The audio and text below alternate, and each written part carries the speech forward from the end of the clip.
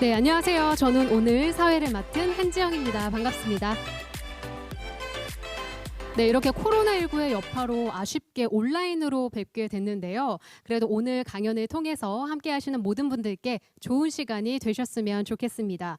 본행사는 교육부와 과학기술정보통신부가 공동으로 지원하는 실험실 특화형 창업 선도대학 사업의 일환으로 지난 3년간 본 사업을 통해서 창업한 우수 성과를 함께 공유하고 우리 대학의 실험실 기술 사업화를 위한 학내 분위기 조성 및 저변 확대에 기여하고자 오늘 행사를 개최를 하게 됐습니다. 네, 첫 번째 순서로 먼저 정인호 창업지원단장님의 개회사가 있습니다. 큰 박수로 맞이해 주시기 바랍니다. 네, 안녕하세요. 한국산업기술대학교 창업지원단장 정인호입니다. 코로나19로 인해 온라인으로 찾아뵙는 것이 이젠 조금 익숙할 때도 되었는데 그래도 같이 공감하고 소통하는 분위기를 느낄 수 없다는 것은 계속 아쉬움으로 남습니다. 오늘은 우리 대학이 지난 3년간 교원들과 석박사 연구원들의 창업을 지원한 성과를 같이 공유하고자 자리를 마련하였습니다. 실험실 특화 창업선도대학 사업은 기술혁신형 창업 활성화를 위해 교육부, 과기부 두 부처가 합동으로 추진한 사업입니다. 우리 대학은 2018년 첫 사업에 선정되어 올해까지 3년간 총 21억 원의 지원을 받았고 또 총 16개의 실험실을 지원하여 현재까지 8개의 창업기업을 배출하였습니다. 또한 올해 말까지 3개의 추가 사업 성과를 도출할 것을 목표로 하고 있습니다. 또한 초기 창업기업의 안정적 성장 지원을 위하여 중기부의 초기 창업 패키지 실험실 창업 트랙과 연계하여 총 6개 창업기업에 평균 1억 8천만 원의 사업비를 지원하고 있습니다. 아직까지는 기술 창업이라는 것에 대하여 대학 제도 및 시스템이 잘 정립되지 않고 있고 또 풀어야 할 숙제도 많이 있습니다. 하지만 지속적으로 창업기업을 지원하는 체계를 갖추고 실험실 창업기술의 발굴과 육성에 전력을 다해야 하기에 오늘 이 자리가 그 시작점이 되었으면 좋겠습니다. 지난 3년간 창업지원단의 성과를 봐주시고 따뜻한 격려의 한 말씀도 전해주시기 바랍니다. 감사합니다.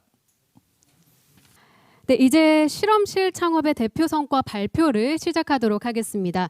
첫 번째 발표자 이희철 교수님은 2018년부터 실험실 특화형 창업 선도대학 사업에 참여해서 기능성 세라믹 분말 소재 개발을 완료하셨고 2019년 H유원을 설립하셔서 올해는 후속 사업 연계로 정부 사업비 1억 8천만 원 수주까지 본 사업과 함께 걸어오셨습니다. 네, 이희철 대표님의 기술 창업 이야기 너무나 궁금한데요. 큰 박수로 맞이하겠습니다. 안녕하십니까. 기능성 세라믹 분말 기술 기반의 실험실 창업에 대해서 발표할 신소재공학과 이희철 교수입니다.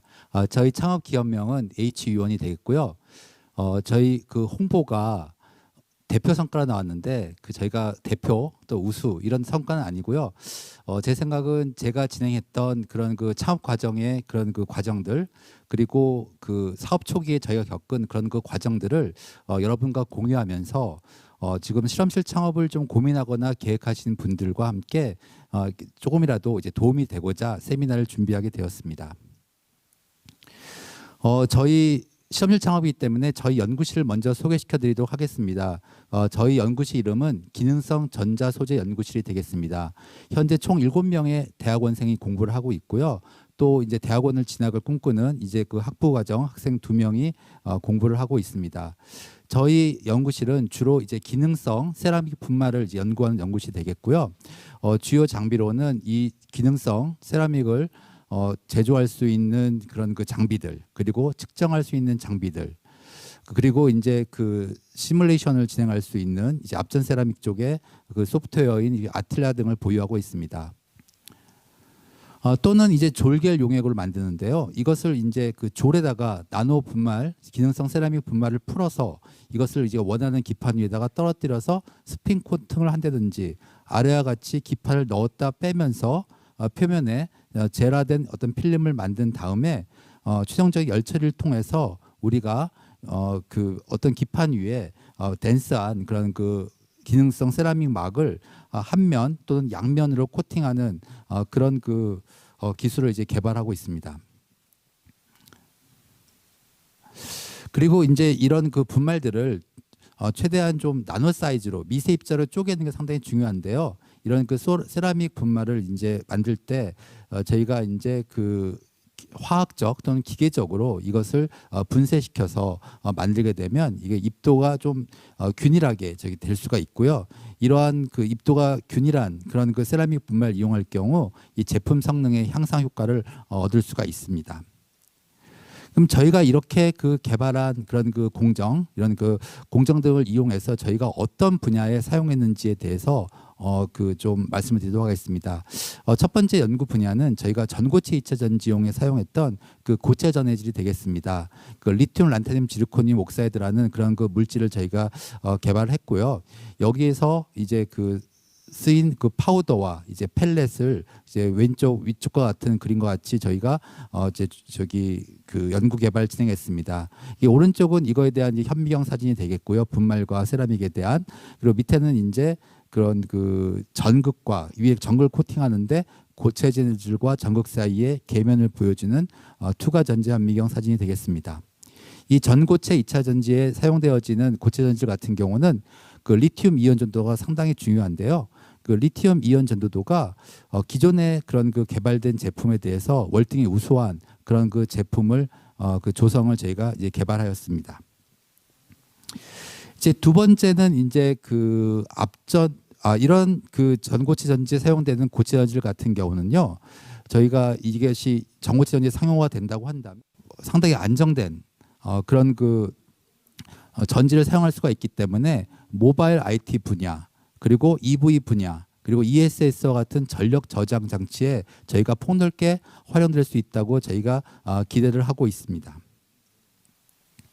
이제 두 번째 저희가 연구했던 그런 그 소재는 이제 압전 세라믹 소재가 되겠습니다. 이제 압전이라는 것은 기계적인 그런 그 에너지를 전기적인 신호로 그리고 전기적인 에너지를 기계적인 신호로 이제 바꿀 수 있는 그런 세라믹 소재가 되겠는데요. 위에 저희가 개발한 그런 그 조성과 같은 그 조성을 기반으로 저희가 여러 가지 조성의 파우더 그리고 세라믹 펠렛을 만들었습니다. 그 분말과 세라믹 그 밑에 있는 사진이 이제 그 분말과 세라믹에 대한 그 전자 현미경의 사진이 되겠고요. 이런 그 압전 세라믹 같은 소재 같은 경우는 그 중요한 그런 그 파라미터가 이제 압전 계수, 전기 기계 결합 계수, 기계적 품질 계수가 있겠습니다. 이 압전의 그런 그 전형적인 그런 그 응용처로는 이제 센서와 액추에이터가 있는데 각각의 그런 그 중요한 파라미터 값들이 좀 다릅니다. 그래서 저희가 이것을 기본적인 그 조성에다가 도핑 머터리얼만 바꾸면서 이것을 각각의 제품에 적용이 가능한 형태로 개발을 이제 완료하였습니다. 압전 소재 같은 경우는 그 센서에도 사용이 될 수가 있고요. 또는 이제 그 액추에이터로도 사용이 될 수가 있습니다. 그리고 이제 센서와 액추에이터 성질을 같이 이용하는 이제 트랜스듀서로 사용될 수가 있고요. 이러한 그 압전 분야는 이제 앞선 기술을 갖고 있는 그런 그 업체들이 스미모토, 교세라, 그런 무라타와 같은 일본 업체들이 있습니다. 대일 무역 적자를 좀 줄이자는 그런 그 취지에서 연구를 진행했던 그 분야가 되겠습니다. 이제 마지막 분야는 이제 자외선 차단형 무기 소재가 있습니다. 이제 화장품 크림용 유무기 소재 혼합 기술을 저희가 한 중소기업과 함께 중소기업청 그 연구개발 과제로 이제 진행했던 내용이 되겠습니다. 여기서 저희가 주로 중점을 두어서 연구를 했던 것은 다공성 구형 실리카가 되겠습니다. 실리카 소재인데 속이 비어 있는 영어로 이제 홀로우 실리카라고 부르고 이제 다공성 실리카라고 부르는데 이 안에 자외선을 차단할 수 있는 티타늄 옥사이드 무기 소재를 넣었고요. 그리고 여기에다가 추가적으로 유기의 자외선 차단제를 넣었습니다. 그리고 표면을 코팅해서 이런 물질들이 밖으로 나오지 않도록 한 그 유무기 복합 분체를 개발했는데요. 이러한 그 유기계와 무기계가 함께 들어간 그런 그 자외선 차단 그런 그 소재를 만들어서 자외선 차단율이 상승했고 또 투명성이 향상되었으며 그리고 우리 사람의 그런 그 피부에 자극을 주는 그런 그 유기계 자외선 차단제를 그 실리카 안으로 집어넣어서 피부의 자극을 감소시켰습니다. 또한 동일한 그런 그 균질의 그런 그 분말 소재이기 때문에 높은 제형 안정성을 보이는 것을 이제 그림에서 볼 수가 있겠습니다. 주로 이제 그 실험실 규모에서 주로 그 국책 과제라든지 그런 용역 과제라든지 산학의 협력을 통해서 이런 그 실험실을 운영했었는데요. 사실 창업이란 것은 저랑 좀 거리가 멀다고 생각했고, 사실 창업에 대해서 이렇게 남의 이야기라고 생각을 했지 실제 제가 창업할 거라는 생각을 하지 않았습니다. 근데 2018년에 이제 저희 학교가 실험실 특화형 창업선도대학 사업에 참여하게 되면서 사실은 이제 이 사업을 저희 학교가 수주하려고 그러면 몇 명의 교수님이 모여야 된다고 해서 제가 이제 상학협력단과 그 창업지원단의 그런 그 좀 권고를 받아서 이제 창업을 하게 되었습니다. 처음에 창업 아이템을 뭐로 할까를 고민하다 보니까 사실 이제 고체 전지질 같은 경우는 전고체 전지가 상용화되기까지의 시간이 많이 걸릴 거라고 생각이 되어서 조금 그랬고, 그리고 화장품 소재 같은 경우는 그 당시에는 왜 그런지 모르겠지만 좀 로우 테크놀로지 생각을 해갖고 그 적절한 이제 그 초음파 지문 인식 센서에 사용되지는 그런 그 소재가 좀 적당할 거라 생각을 해갖고 저희가 이쪽에 이제 그 아이템으로 참여를 하게 되었습니다. 저기가 이제 그 한 업체랑 이제 약간 그 대형 프로젝트에 참여를 하면서 진행했던 내용이 되겠는데요.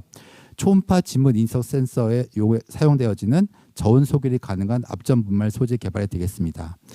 그 초음파 앞전 지문 센서를 만들려고 하면 저희가 이제 지문을 인식하려다 보면 이것을 우리가 그 앞전체를 그 소재를 픽셀로 잘게 나누어야 됩니다. 이 잘게 나누어서 우리가 전구를 입혀야 되는데요. 우리가 잘게 나누는 과정을 기존에는 다이싱 공정을 사용했습니다. 그 앞전 세라믹을 만들고요. 이것을 다이아몬드 소로 X축, Y축으로 이렇게 썰어갖고 이렇게 픽셀을 나누게 되는데, 이렇게 그 써는 과정에서 이제 세라믹이 워낙 딱딱하다 보니까 경도가 높다 보니까 다이아몬드 소가 상당히 이제 그런 그 손실이 많이 되어지고요. 또 X축, Y축으로 써는 과정에서 이게 한 번에 안 썰리고 그 한쪽을 썰고 또 에폭시를 고정하고 반대편을 썰다 보니까 상당히 시간이 오래 걸립니다. 그래서 그런 그 생산성이 좀 저하된다는 그런 그 단점을 갖고 있어서 저희가 이제 진행했던 공정은 이제 몰딩 공정으로서 먼저 사출체를 이용해서 이런 형상을 만들고요. 그 후에 이제 소교를 진행하는 것입니다. 근데 소교를 진행하면 고온 소교를 할 경우는 맨 아래에 있는 그 왼쪽 그림과 같이 그런 그 형상들이 무너지게 됩니다. 따라서 이것을 저온에 소교를 하게 되면 그런 그 형상들이 유지되면서도 그런 그 소교이 완료되어져서 이런 그 다이싱 공정을 진행한 것과 동일한 그런 형태의 그런 그 구조를 이제 만들 수가 있겠고요. 저희의 그런 그 소재를 활용해서 그 한 업체가 터치바이오라는 그 초음파 센서 이제 제품을 개발을 하였습니다. 그래서 이제 저희가 초기에 어떻게 보면 매출이 잡힐 수 있을 거라는 그런 그 좀 낙관적인 그런 생각을 가지게 되었는데요. 그 초음파 앞전 센서를 사실은 이제 그 퀄컴이라는 업체가 이제 MEMS 구조로 이제 재현해서 이제 갤럭시에 넣으면서 저희가 이쪽 그 회사가 이 관련 사업을 접게 되면서 저희가 좀 그 사업 아이템을 좀 바꿔야 되는 그런 그 좀 문제에 봉착하게 됩니다. 그래서 저희가 이제 그 과정에서 이제 실험실 특화형 창업선도대학 사업에 도움을 받아서 HU1이라는 회사를 저기 그 J 캠퍼스 내에 이제 창업을 하게 되었습니다. 2019년 이제 말에 진행이 되었고요. 그리고 이제 그 초음파 앞전 소재 이후에 이제 앞전 소재를 활용한 응용 제품들을 개발하게 되는데요. 첫 번째는 이제 그 앞전 소재를 활용한 앞전 스피커가 됐고요. 두 번째는 이제 그 초음파 미용 기기에 사용하는 초음파 앞전 진동자의 소자를 개발하였습니다. 저희가 이제 개발했던 앞전 분말 소재를 이용해서 이 적층형 쌓아 올려서 이제 앞전체 구조를 설계했고 이것을 제작하였습니다. 왜냐하면 이게 스피커라는 게 큰 변이를 요구하기 때문에 저희가 좀 이것을 쌓아 올려서 만들었고요. 그리고 이것에 대한 저희가 이제 저희가 가지고 있는 설계 기술 기반으로 이제 설계를 진행해서 실질적으로 이제 소형화된 앞전 스피커를 제작하였습니다. 따라서 이제 가청 주파수 대역에서 이제 음압을 측정할 수 있는 그 평가 시스템을 구축해서 성능을 검증했고, 현재 지금 올레드 분야에서 그 디스플레이 패널을 이용한 스피커가 많이 개발되어지고 있는데 저희 제품을 좀 응용하는 그런 그 날이 올기를 좀 기대하고 있습니다. 두 번째는 이제 그 앞전 초음파 진동자를 활용한 초음파 미용 기기가 되겠습니다. 저희가 이제 가지고 있는 그런 그 소재 기술, 공정 기술 그리고 설계 기술을 통해서 이제 액추에이터를 설계해서 저희가 초음파 진동자를 만들었고, 이 초음파 진동자를 통해서 초음파를 통해서 저희 어떤 그 화장품 관련된 그런 그 성분들이 피부로 침투될 수 있도록 잘 침투될 수 있도록 저희가 이제 그 미용 기기를 개발했고 현재 지금 상용화 단계를 이제 꿈꾸고 있습니다. 사실 이제 그 개업한 이후에 개업을 할 때는 사실은 저희가 그 연구개발업으로 이제 그런 개업을 하게 되었는데요. 중간에 저희가 제조업도 좀 진행을 할 수 있을 것 같아서 제조업 업체를 추가했고 또 유무기 화합물에 대한 합성 제조 종목을 이제 추가하게 되었습니다. 그리고 이제 실험실 특화형 창업선도대학 사업의 이제 후속 사업인 초기 창업 패키지 실험실 창업의 사업에 참여를 하게 되었는데요. 저희가 이 사업 아이템은 이때 이제 초음파 미용 기기를 이제 선택하게 되었습니다. 초음파 미용 기기를 선택한 이유는 저희가 가지고 있는 그런 그 연구 역량, 연구 경험과 관련이 되어 있습니다. 그래서 이제 초음파 미용 기기를 개발하는 데 있어서 저희가 짠 사업화 아이템은요, 사업화 모델은 이 초음파 미용 기기와 더불어서 저희가 개발했던 그 구형 실리카, 그 중공 실리카 내에다가 비타민 C와 같은 이제 피부 침투력이 우수한 이제 화장품 제형을 넣어서 이렇게 미용 기기와 화장품을 세트로 파는 그런 그 마케팅 전략을 수립하고 이에 대한 그런 그 시장 진입을 저희가 계획하게 되었습니다.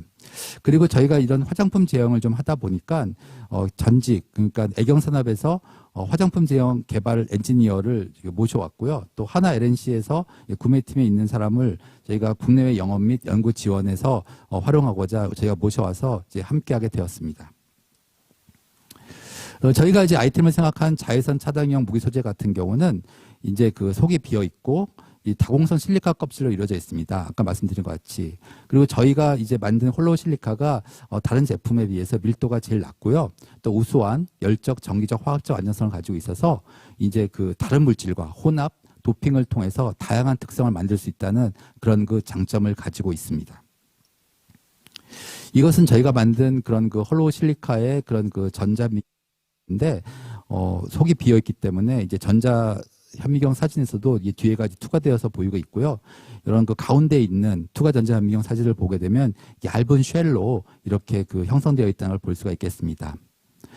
밑에는 이제 광학적 특성을 이제 표현하는 그런 그림들이 되겠는데요. 이 PET 필름을 통해서 손을 본 것과 이제 맨 오른쪽 이제 컨벤셔널 실리카를 통해서 본 그런 그 손 모양이 되겠는데 저희 홀로우 실리카를 통해서 손을 보았을 때 높은 투과도와 높은 헤이즐을 나타내고 있습니다. 이것은 화장품 제형을 했을 때 깨끗하고 그리고 균질의 그런 그 형태로 보이기 때문에 상당히 이제 그 우수한 특성을 가진다고 볼 수 있기 때문에 여러 이제 화장품 회사에서 저희의 제품에 대한 샘플링 테스트를 현재 진행하고 있는 중입니다.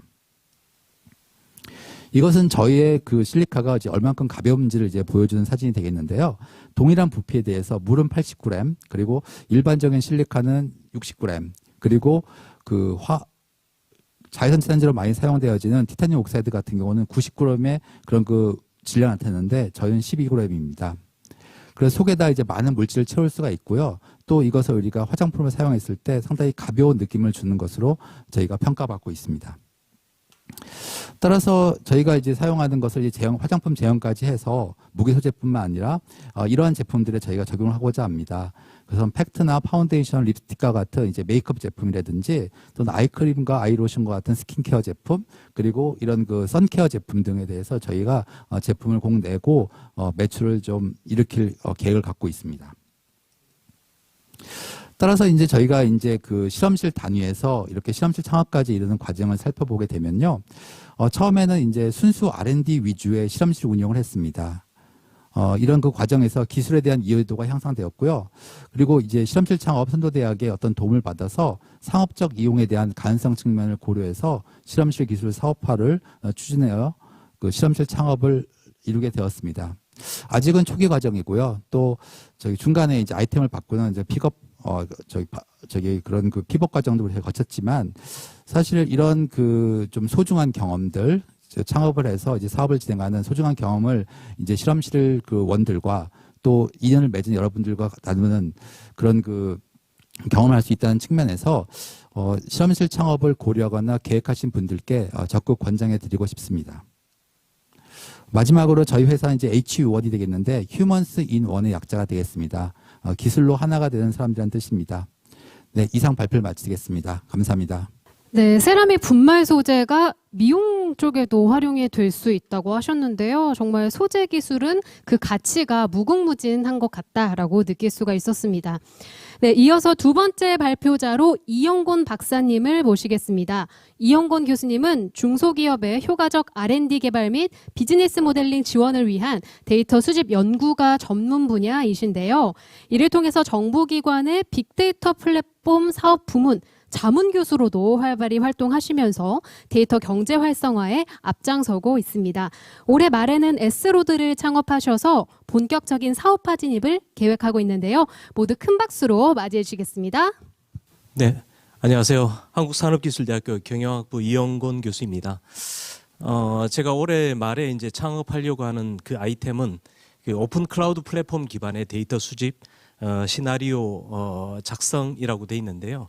이게 이제 지금 현재 우리가 살고 있는 시대는 그 빅데이터, 데이터가 중심이 되는 그러한 어떤 사회에 살고 있다라고 이렇게 말씀드릴 수가 있습니다. 그래서 전체적으로 제가 이제 그 창업을 하게 된 계기와 또 이제 이 아이템에 대한 어떤 경쟁력, 그다음에 특징, 전체적으로 이후에 이제 일정, 기대 효과 이런 순으로 해서 말씀을 드리도록 하겠습니다. 기술의 필요성에 대해서 일단 먼저 말씀드리면 지금 현재는 우리가 이제 데이터 중심 사회에 살고 있다라고 말씀을 드릴 수가 있습니다. 지금 이제 IDC나 이런 데서 예측하고 있는 정보로는 2022년 정도가 되면 우리나라 이제 데이터 시장 자체가 2조 5천억 정도의 규모로 성장할 것이다 이렇게 이야기를 하고 있고요. 지금 국가에서는 이제 빅데이터 플랫폼 사업이라든지 또 데이터 고속도로 그다음에 이제 여러 가지 이제 빅데이터와 관련된 그러한 그 사업들을 진행을 하고 있습니다. 그건 이제 국내외 다 마찬가지고요.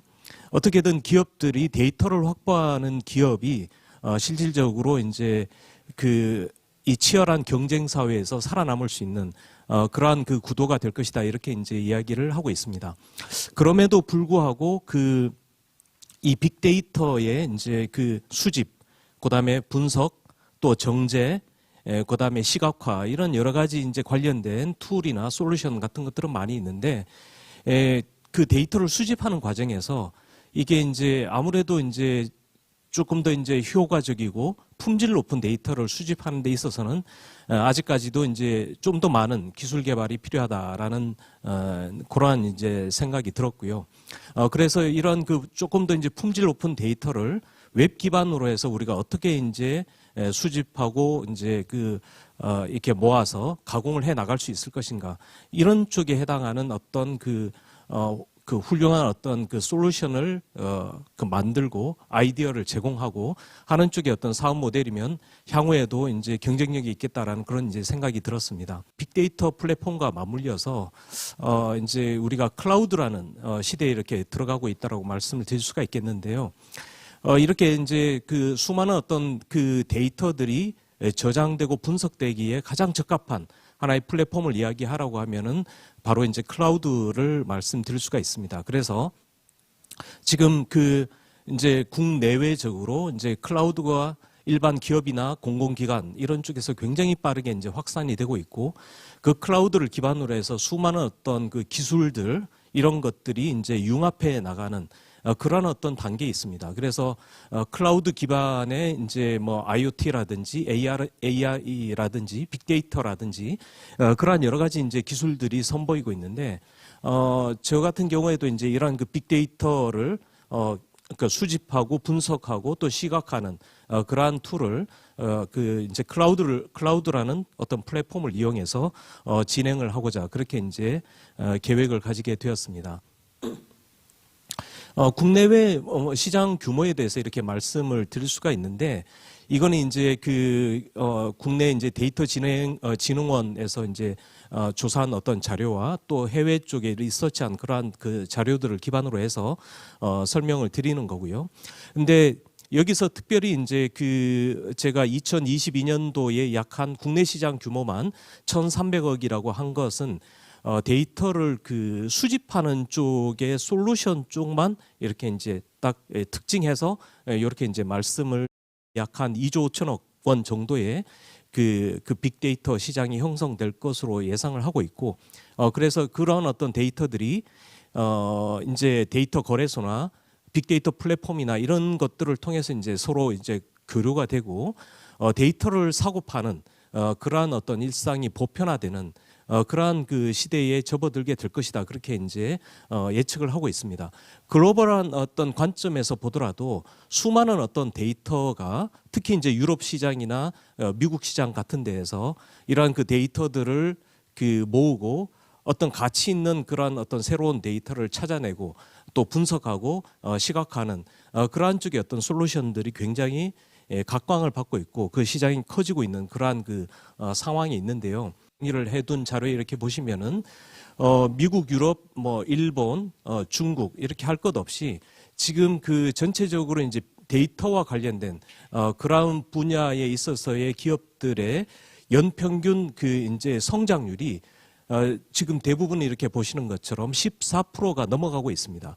그건 그만큼 이제 데이터 중심의 어떤 기업들의 그 연평균 그 성장이 가파르게 이렇게 이제 진행되고 있다라는 걸 말씀을 드릴 수가 있고요. 그다음에 이제 그 중에서도 특별히 이제 미국 쪽에서 이런 그 데이터와 관련된 그런 어떤 산업이나 또 이제 발전 속도 이런 것들이 굉장히 빠르게 그렇게 진행이 되고 있다라는 걸 말씀드릴 수가 있고, 국내 같은 경우에도 이제 이 빅데이터 솔루션과 관련된 그런 이제 많은 업체들이 이렇게 이제 새로 생겨나고 있고, 또 정부 쪽에서도 빅데이터와 관련된 이러한 쪽에 이제 정책을 가지고 드라이브를 하다 보니까 많은 어떤 기업들이 이제 이쪽에 이제 새롭게 이제 그 생겨나면서 이쪽 그 빅데이터 쪽에 해당하는 어떤 그 생태계를 구성해 나가고 있는 그러한 중에 있습니다. 그럼에도 불구하고 대부분의 이제 그런 어떤 빅데이터 솔루션 업체들이 활용하고 있는 데이터 그 이제 그 수집 도구는 오픈 소스를 그냥 그대로 이용하거나 아니면 이제 그 외산 솔루션에 의존하고 있는 그 정도 어떤 선에 머물고 있다라는 걸 이렇게 이제 말씀드릴 수가 있고요. 그래서 특별히 이제 그 이런 그 데이터를 게더링하는 그런 어떤 솔루션으로는 옥토퍼스 데이터나 덱시나 팔스 허브 같은 이러한 그 외산 솔루션들을 국내 이제 그 이제 데이터 업체들이 이제 많이 활용을 이렇게 하고 있는 걸 볼 수가 있는데, 이제 문제점은 뭐냐면은 이 회사들의 이제 그 데이터 수집 정확도가 대략 60%를 조금 넘는 그 정도 수준에 이렇게 그 멈추고 있는 걸 이렇게 볼 수가 있습니다. 그 말은 무슨 말이냐면 이렇게 원천적으로 모아진 어떤 데이터를 다시 정제하고 가공하는데 그만큼 많은 어떤 그 비용이 소요가 될 것이다라는 그러한 그 예측이 가능한 거죠. 그래서 이거는 어떻게 보면은 이제 이러한 그 솔루션을 사용하는 데 들어가는 비용뿐만 아니라 국내 업체가 이런 솔루션들을 이용해서 데이터를 그 수집을 한다 하더라도 다시 2차, 3차 가공하고 정제하는 데 들어가는 그러한 비용 부담을 고스란히 안을 수밖에 없는 그러한 어떤 구조가 될 수밖에 없는 그러한 어떤 원천적인 문제들이 있는 거죠. 그래서 이러한 부분들에 있어서 제가 좀 이제 어떻게 보면 틈새 시장을 이렇게 파고 들어갈 수 있는 그러한 부분들이 있지 않을까 그렇게 이제 생각을 했습니다. 그래서 이제 제가 뭐 이렇게 이제 그 특허도 내고 그다음에 이제 개발하고 있는 어떤 솔루션의 이제 그 특징에 대해서 이렇게 이제 간단하게 이렇게 설명을 드리면 이렇게 이제 HTML 같은 경우에 이제 우리가 이제 그 웹 서버에서 클라이언트로 이렇게 이제 퍼블리싱 한다라고 하죠. 그 문서 자체가 이렇게 올라갈 때 문서에 이제 최근에 이제 이제 자바스크립트나 jQuery나 AngularJS 같은 이러한 여러 가지 이제 툴들을 이용해서 정적인 어떤 데이터 로딩뿐만 아니라 동적인 데이터 로딩도 굉장히 많이 일어나고 있습니다. 그래서 이제 이런 것들을 적절하게 잘 활용해야만 퀄리티가 높은 그런 어떤 데이터를 외부로부터 우리가 게더링을 할 수 있는데, 이제 그런 것들을 이제 처리를 할 때 데이터가 이렇게 로딩되는 어떤 시점을 적절하게 이제 잘 이제 파악을 해서 그 완성도 있는 그런 어떤 데이터를 게더링 해낼 수 있는 그런 어떤 툴이 굉장히 이제 중요하다라고 이렇게 말씀을 드릴 수가 있습니다. 자, 그래서 이렇게 이제 동적 어떤 시나리오 기반으로 해서 데이터를 게더링 할 때 이 데이터가 이제 이제 이 로딩되는 어떤 그 타이밍이나 로딩되는 방식이나 이런 것들에 대한 어떤 그 각 이제 웹사이트에서 가지고 있는 어떤 정책이나 이런 것들을 잘 파악을 해서 사용자가 그런 어떤 정책에 따른 데이터 게더링 그 시나리오를 구성을 하고 그 시나리오에 따라서 데이터를 게더링 한다라고 하면 굉장히 품질 높은 데이터를 정확하게 이렇게 이제 게더링 할 수 있는 그러한 기본적인 어떤 상황이 이렇게 만들어지게 됩니다. 사용자가 이제 어떤 시나리오를 기반으로 해서 그 고퀄리티의 어떤 데이터를 추출하고 수집할 수 있는 그런 어떤 툴을 만들자라는 게 이제 기본적인 제 기본적인 어떤 아이디어였고요.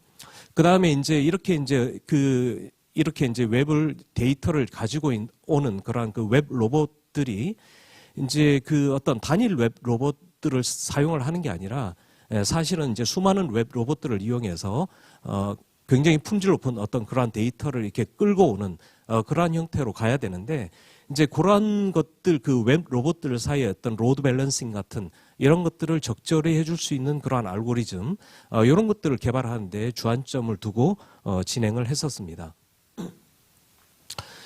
그리고 이제 또 하나의 이제 특징이라고 말씀을 드리면 이렇게 이제 그 데이터를 긁고 오는 그 웹 로봇 같은 경우에 이게 이제 사실 웹사이트의 개수라든지 이런 것들이 이렇게 굉장히 이제 많아지게 되면 결국은 이제 그 로드가 걸리게 되고 그 성능이나 이런 것들이 떨어질 수밖에 없는 어떤 그런 그 원천적인 어떤 한계를 가지고 있는데 이러한 부분들을 이제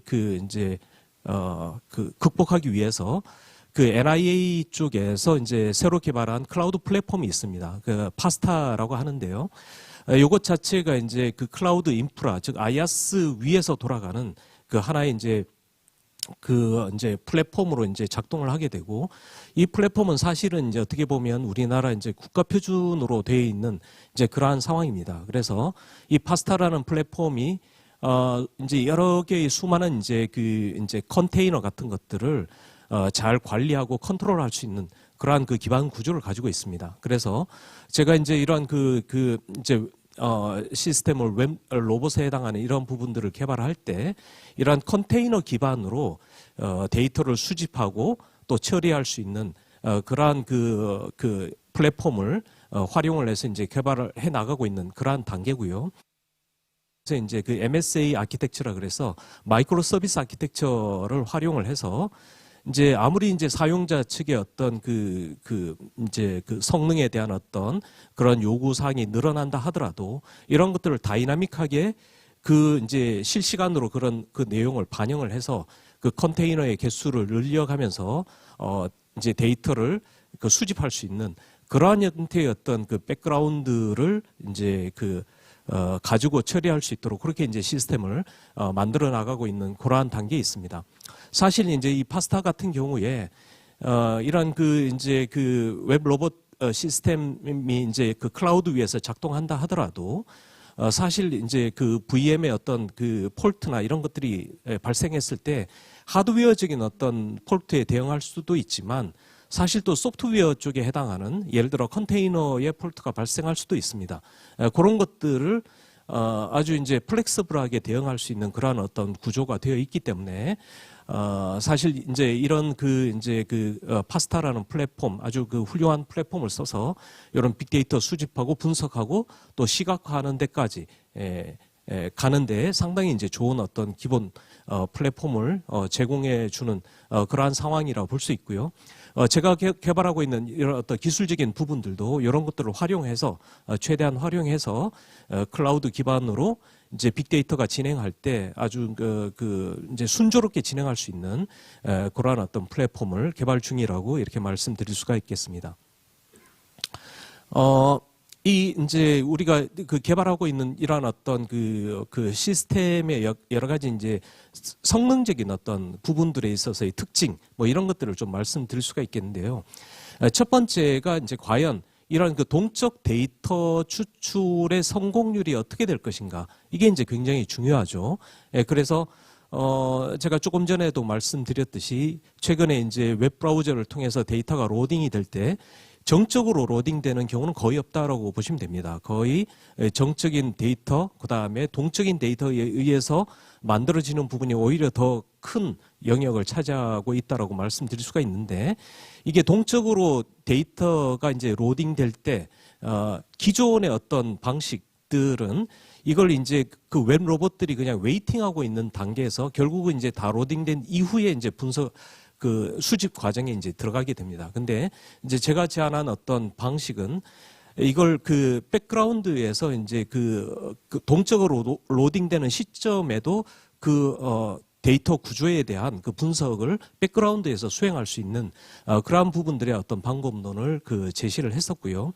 그 다음에 이제 컨텐츠를 제공해 주는 쪽에서의 어떤 그 장애나 이런 것들이 발생했을 때 결국은 이제 CSP 쪽에서의 어떤 정책, 그 다음에 그 리소스를 기반으로 해서 사용자 측에다가 제공을 해줄 때 그 시나리오를 사용자가 빨리 캐치해서 그 데이터를 로딩하기 위한 그 시나리오를 최대한 유연하게 이제 그 웹 로봇에 반영할 수 있는 그러한 구조를 만들었다는 측면에서 이제 다른 어떤 솔루션들과 이제 차별화되는 그러한 그 부분들이 있습니다.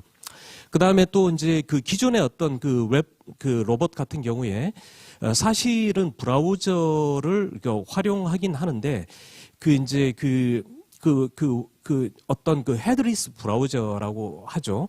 예, 그래서 이제 그 로봇 자체가 어떤 웹사이트에 접근을 할 때 이게 이제 사용자에 의한 정상적인 어떤 접근이라기보다는 어떤 비정상적인 그 웹 로봇에 의한 그 이제 접근으로 판단을 하고, 사실 이제 403 코드 에러 같은 이런 것들을 발생할 가능성이 굉장히 높습니다.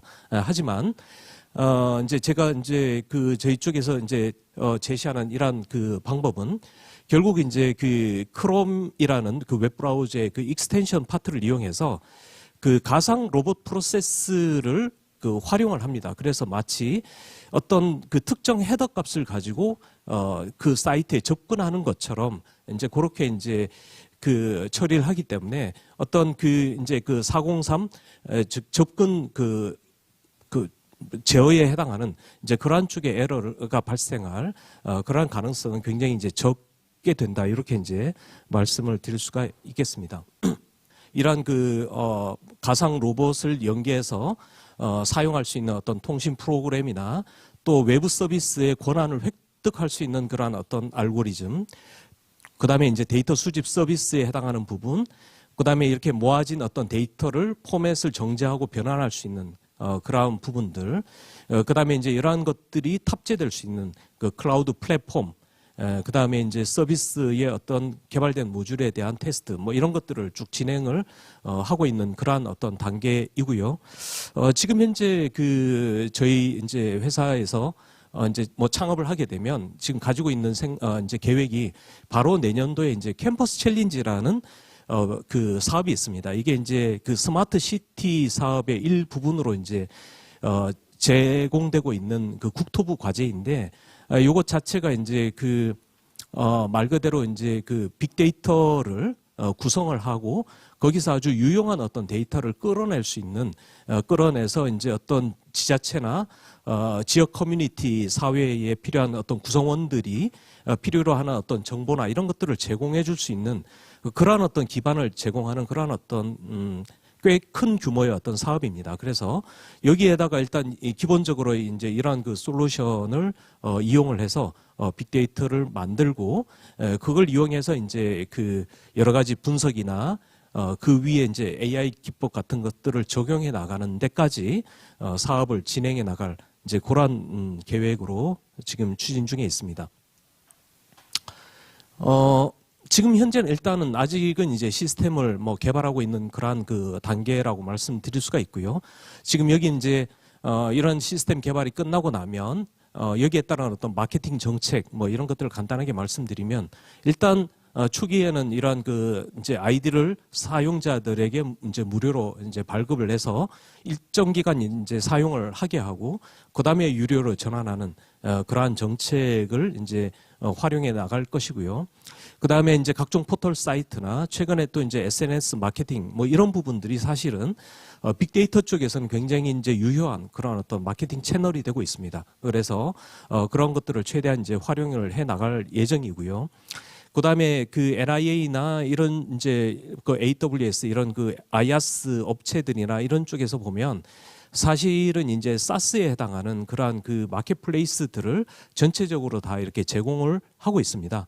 그래서 이제 그런 어떤 IaaS에 해당하는 부분들도 넓혀가면서 또 그들이 가지고 있는 마켓플레이스를 최대한 활용하는 그러한 형태로 사업을 진행해 나가고자 합니다. 제가 뭐 기대하고 있는 이런 것들을 통해서 기대하고 있는 뭐 기대 효과로는 기본적으로 이런 어떤 그 데이터를 수집하는 툴을 아주 고도화해서 기본적인 데이터의 어떤 그 성능, 그다음에 그 데이터의 그 품질 이런 것들을 아주 높여놓고 그렇게 되면 빅데이터 관련된 어떤 그러한 어떤 그 사업체들이 이 데이터를 정제하거나 가공하는 데 들어가는 비용이나 이런 것들을 획기적으로 줄일 수 있는 그러한 그 장점이 있습니다. 그리고 이제 이 데이터를 또 뭐 수집하고 관리하는 비용뿐만 아니라 뭐 또 이제 제반 여러 가지 이제 그 데이터를 가공하는 단계에서 들어가는 비용 이런 것들도 줄일 수 있는 그런 어떤 장점들이 있고요. 그리고 이제 아까 제가 말씀드린 것처럼 이러한 그 빅데이터 이제 수집이나 분석 이런 것들을 이제 어떻게 보면 국가 표준이라고 할 수 있는 그 파스 레이어를 활용을 해서 그런 어떤 클라우드 플랫폼 위에서 이제 개발을 할 겁니다. 그래서 이 빅데이터를 그 관련된 빅데이터 이제 수집이나 분석에 관련된 수많은 그런 기업들이 있는데 그러한 기업들이 이러한 그 이제 그 플랫폼을 이렇게 같이 공동으로 활용할 수 있는 그런 어떤 그 상호 운용성에 이제 기여할 수 있는 그러한 부분들이 틀림없이 있을 것이다. 이제 그렇게 생각을 하고요. 향후에 이제 지금 현재 개발되어 있는 이러한 그 빅데이터 수집 기술에서 만족하지 않고 향후에 점차적으로 더 진행을 하면서 이러한 그 빅데이터 수집 기술의 고도화 작업을 이렇게 진행해 나가도록 그렇게 하겠습니다. 그래서 제가 처음에 가지고 있었던 이러한 그 기업에 대한 어떤 관심, 그 다음에 이제 이 창업에 해당하는 이러한 부분들을 어떻게 이제 현실화해 나갈까 이런 쪽에 이제 상당히 많은 그런 어떤 고민이 있었는데 다행스럽게도 우리 학교 내에 이렇게 이제 실험실 창업이라는 이러한 그 프로그램이 있어서 여기에서 도움을 받고 기본적으로 이제 솔루션이나 이런 것들을 그 개발하고 설치할 수 있는 하드웨어뿐만 아니라 소프트웨어 이런 것들을 전체적으로 또 지원을 받았습니다. 지원을 받고 창업하는 데 있어서 또 필요한 여러 가지 프로세스나 이런 것들까지도 또 아주 그 전체적인 어떤 관점에서 서비스를 받을 수 있는 그런 부분들이 있어서 향후에 이제 이렇게 이제 뭐 창업을 계획하고 계신다든지 이런 분이 계시다면 이러한 그 프로그램을 잘 한번 적극적으로 활용해 보시는 게 아주 도움이 되지 않을까 그렇게 이제 한번 생각하면서 발표를 마치도록 하겠습니다. 감사합니다. 네, 이제는 점점 더 빠르고 정확한 데이터를 활용할 수 있지 않을까라는 기대가 되고요. 앞으로도 데이터 경제 활성화를 위한 이영곤 교수님의 활동이 매우 기대가 됩니다. 네, 끝으로 오늘 세미나를 위해서 특강을 해주실 아주 귀한 한 분을 모셨는데요. 바로 블루포인트 파트너스의 황희철 이사님이십니다. 블루포인트 파트너스의 황희철 이사님은 현재 투자 육성 파트의 본부장으로서 활동을 하고 계시고요. 오늘 특강은 교원 및 기술 창업 관점의 투자 유치에 대한 특강을 진행해 주시겠습니다. 큰 박수로 맞으시기 바랍니다. 네, 안녕하세요. 네, 블루포인트 파트너스의 황희철이라고 합니다. 네,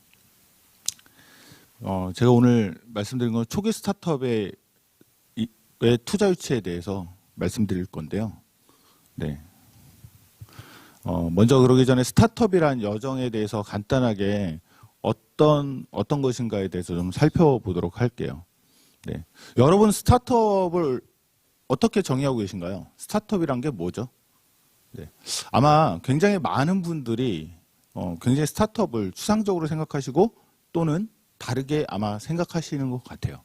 네. 어쩌면 스타트업을 창업하신다는 분들은 창업자 입장에선 아마 이런 꿈을 꾸시는 것 같습니다. 네. 대박의 꿈을 꾸시고 창업하시는 것 같아요. 근데 현실은 사실은 어쩌면 굉장히 많은 분들이 실패하고 우리 기억 속에서 잊혀지고 있는 것 같습니다. 저는 스타트업 하면 이런 그림이 떠오릅니다. 좀 라떼스럽지만 옛날에는 스타트업을 벤처라고 불렀죠. 네, 벤처 그럼 또 어떤 말이 생각이 나죠? 네, 어드벤처.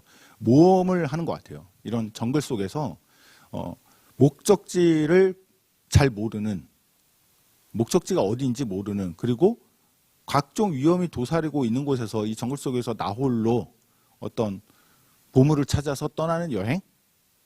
그런 것 같은 느낌이 듭니다.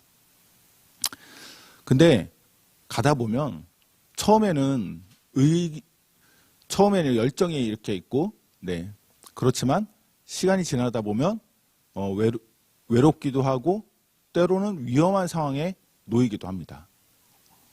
이런 외롭고 위험한 이런 상황에서 만약에 이런 길이 있으면 어떨까요? 네, 너무 좋겠죠. 네, 이런 길을 찾아서 떠나려면 어떻게 해야 될까요? 맨 처음에 그런 사람을 맨 처음에 투자자로 엔젤 투자든 시드 투자든 이렇게 봤는데요. 여러분은 어떻게 생각하세요? 어떤 분에게 투자를 받으면 좋을까요? 1번 돈이 많은 자산가, 2번 회사 가치를 크게 나의 가치를 우리 회사의 가치를 크게 인정해주는 사람, 혹은 가장 믿을 만한 사람, 혹은 회사에 도움이 될 수 있는 사람. 어떤 분에게 투자를 받으면 좋을까요? 네, 지금처럼 말씀드렸지만 방금 힌트를 드린 것 같아요. 네, 그렇게 위험하고 외로운 길은 사업에 도움이 되는 사람에게 투자를 받으면 좋을 것 같다고 저는 생각을 합니다. 그런 길을 함께하는 관점으로, 네, 블루포인트 파트너스는 그렇게 함께하는 사람으로 포지셔닝을 하고 테크 스타트업들을 중심으로 사업을 잘할 수 있도록 도와주는 회사예요. 자, 이제 사업을 시작을 해야 될 텐데요. 이렇게 위험이 도사리고 있는 곳에서 어디에 어떤 위험이 도사리고 있는지 모르는데 목적지를 향해서 가는 가장 효율적인 방법은 뭘까요? 보시는 그림처럼 파란색 화살표처럼 처음에는 방향을 잘 잡고 보폭을 작게 하고, 그리고 방향이 잡히면 보폭을 조금 느리고, 방향이 확실하게 잡혔을 때 보폭을 점점 늘려가는 방법이 가장 효율적일 것 같아요.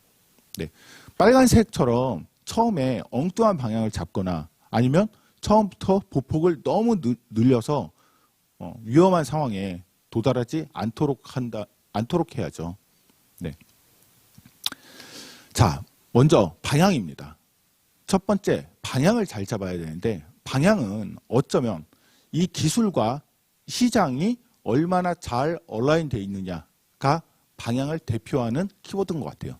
그래서 프로블럼 솔루션 핏 혹은 프로덕트 마켓 핏의 관점으로 방향을 생각해 주시면 좋을 것 같습니다.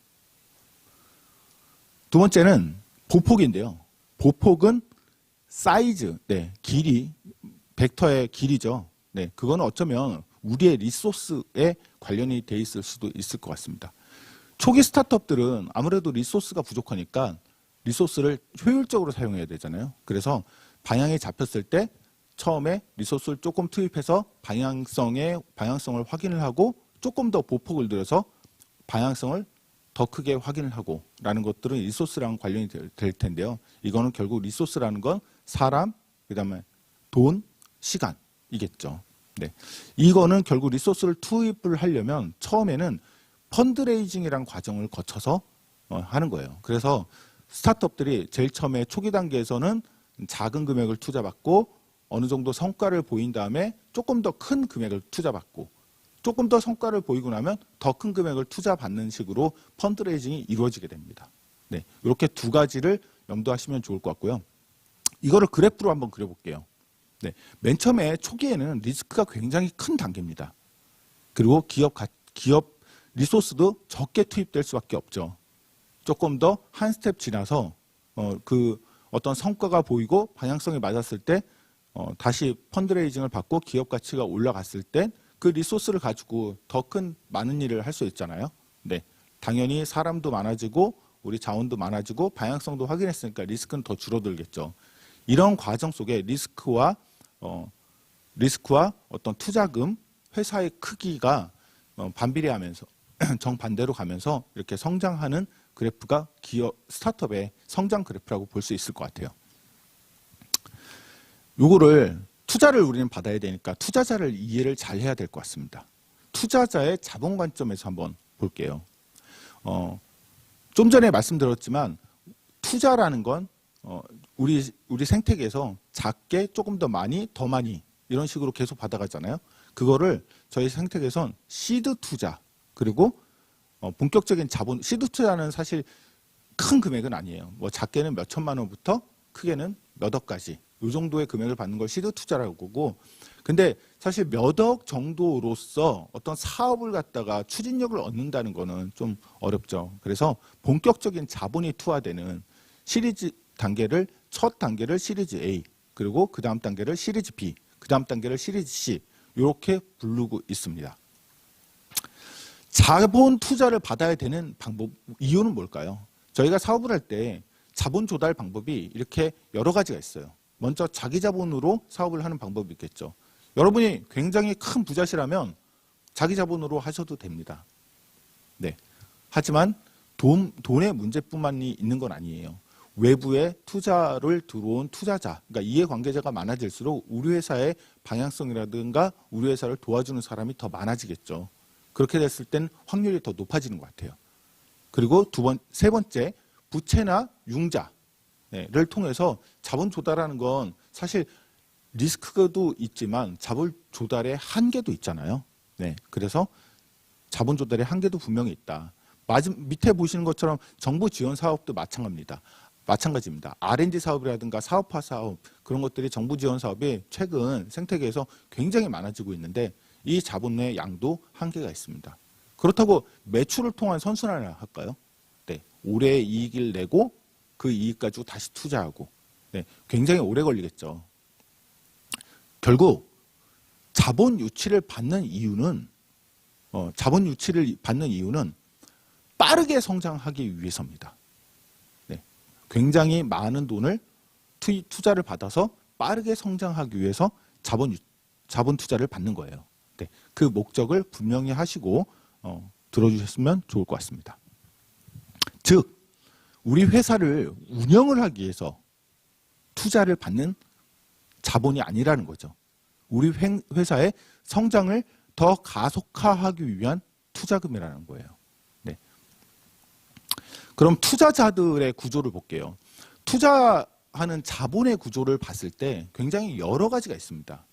그 중에서 가장 보편적인 방법인 벤처 캐피탈들이 펀드를 조성해서 투자하는 사례를 볼게요.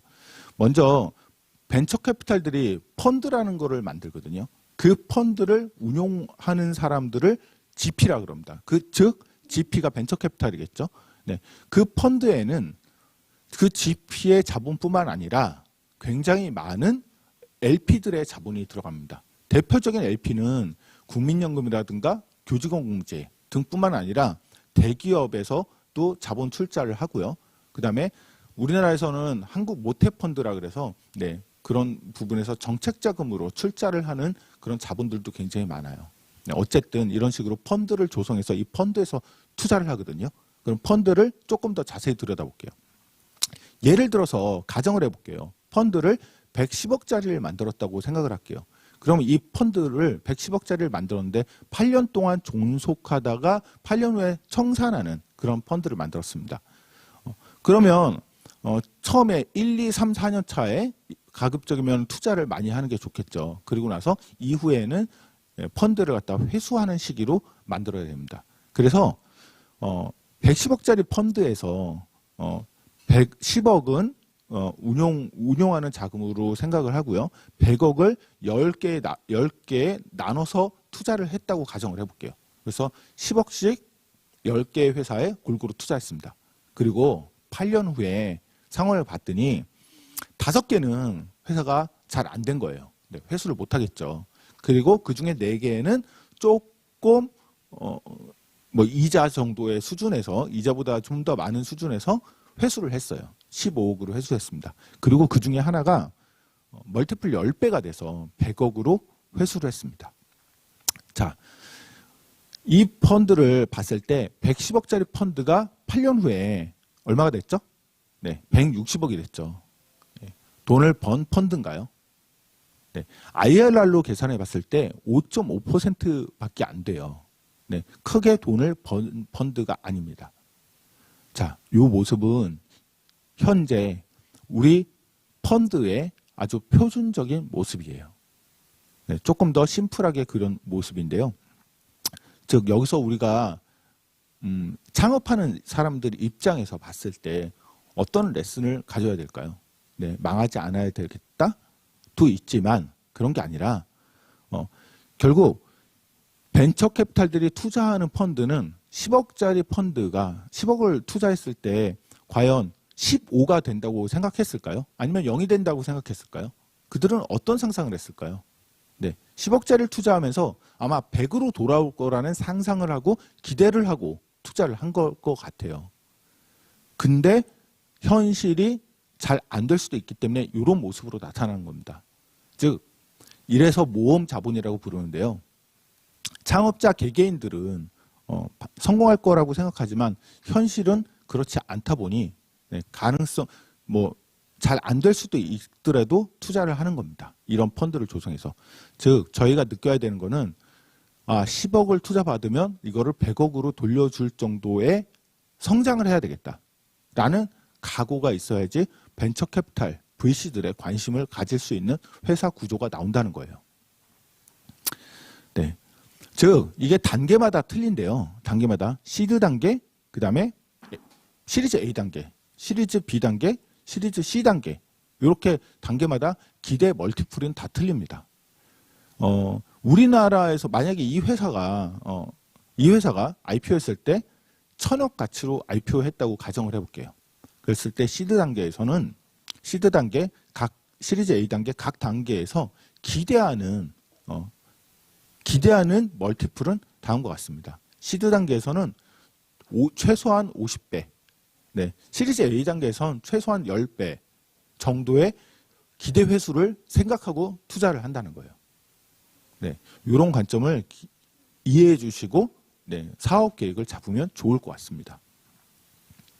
그럼 이제 시드 단계, 엔젤 투자나 시드 단계에 대해서 조금 더 살펴볼게요.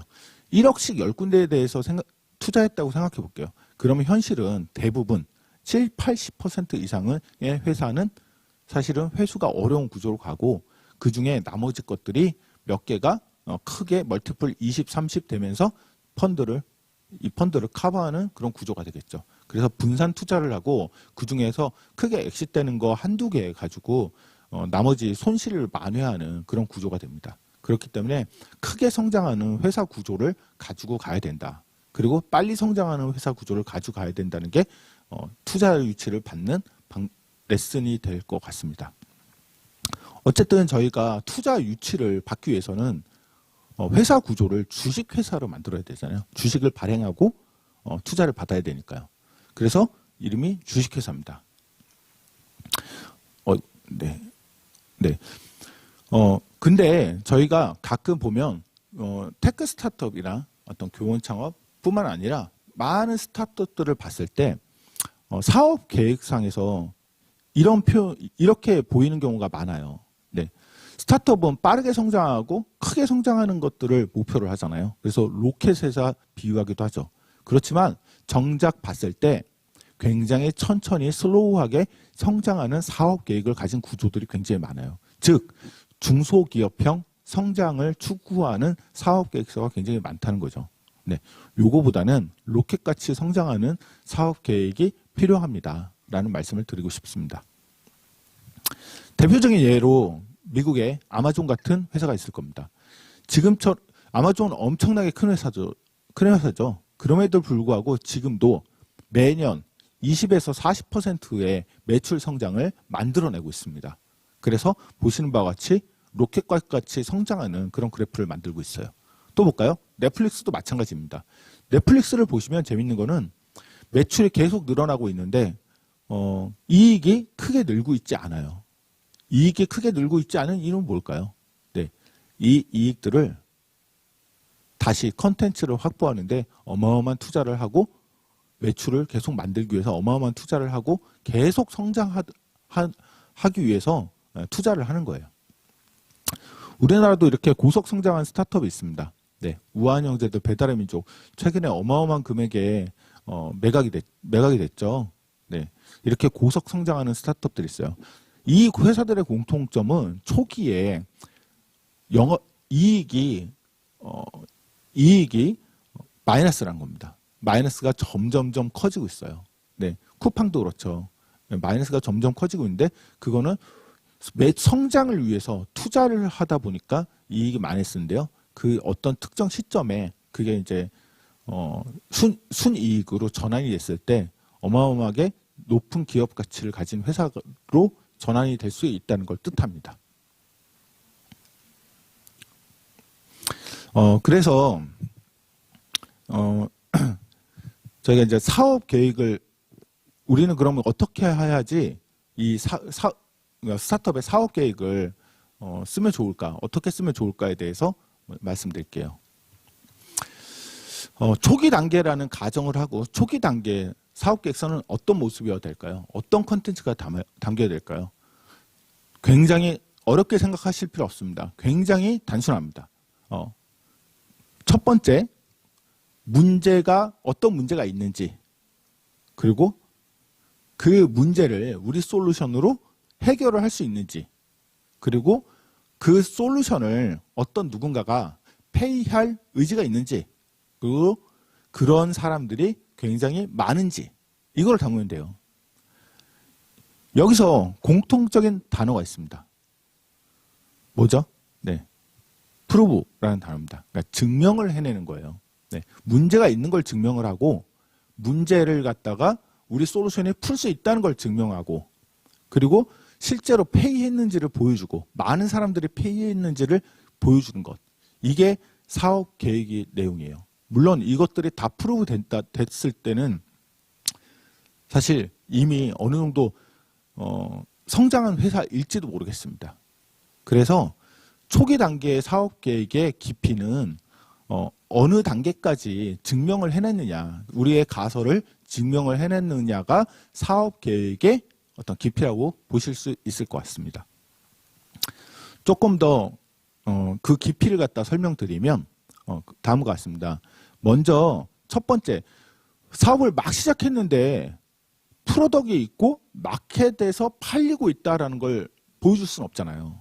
네, 아직 우리는 프로덕이 없고 서비스를 시작하지 않았기 때문이죠.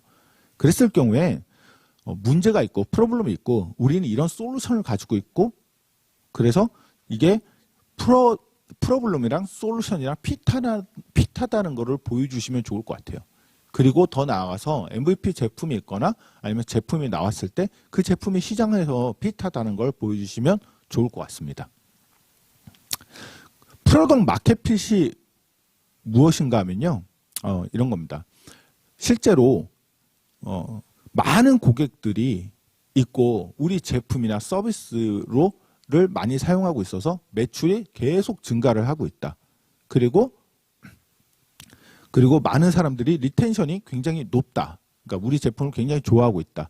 이거는 우리 프로덕트이 마켓에서 반응을 보이고 있다는 것과 그런 증명이잖아요. 네, 이걸 숫자로 보여주시면 프로덕트 마켓핏을 보여주시는 것 같아요.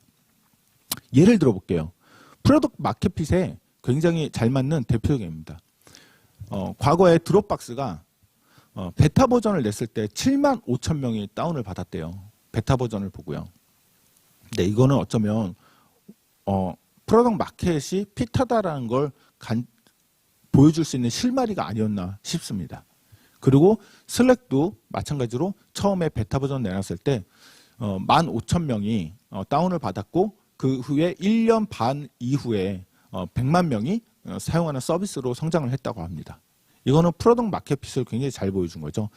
최근에 상장한 에어비앤비도 그런 사례를 가지고 있어요. 거의 여러분 굉장히 에어비앤비의 스토리를 많이 아시겠지만 3년 동안 보시는 그래프와 같이 거의 시장 반응이 없었어요. 네, 프로덕트 마켓핏을 증명하지 못했는데 어떤 특정 시점을 계기로 프로덕트 마켓핏을 증명해 나가기 시작했습니다.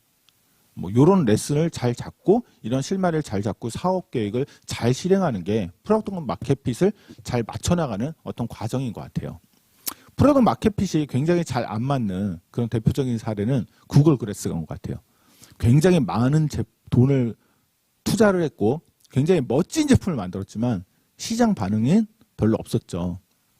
네, 대표적인 프로덕트 마켓핏이 안 된 그런 제품인 것 같아요. 물론 어쩌면 언젠가는 프로덕트 마켓핏을 맞춰 나갈 수 있을 거라고 생각이 됩니다. 네. 이런 단계가 아닌 더 초기 단계로 내려와 볼게요. 아까처럼 네, 프로블럼 솔루션 핏을 만들어내면 좋을 것 같아요. 프로블럼 솔루션은 무엇이냐? 네, 그 MVP가 있으면 좋을 것 같아요. 네, 아니면 MVP 단계가 높지 않더라도 문서나 어떤 사업 계획서도 사실 소프트한 MVP가 될 수 있죠. 워킹 모컵이 될 수도 있을 것 같아요. 아니면 우리 제품은 어떤 제품을 만들 거야 라는 설명이 될 수도 있을 것 같습니다. 그런 MVP를 가지고 초기 고객에게